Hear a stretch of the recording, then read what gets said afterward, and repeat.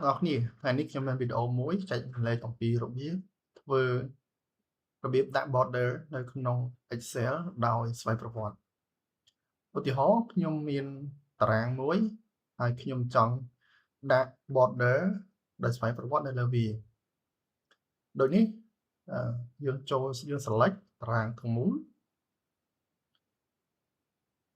បន្ទាប់មកយើងចូល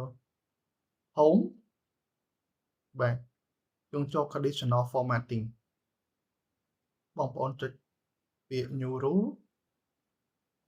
យើងយកកន្លែង use formula ខាងក្រោមវានេះ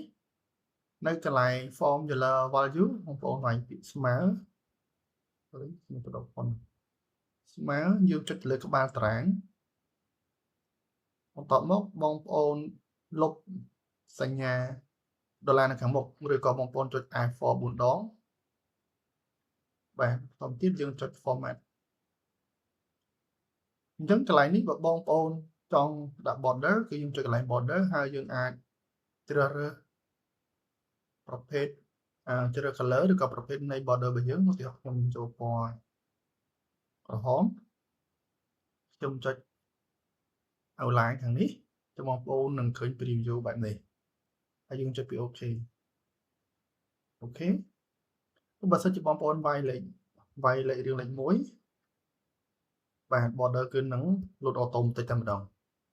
បងប្អូនលុបចេញវិញគឺបាត់ border តែម្ដងបាទវីដេអូយើងមានតែប៉ុណ្្នេះឯងសូមអរគុណ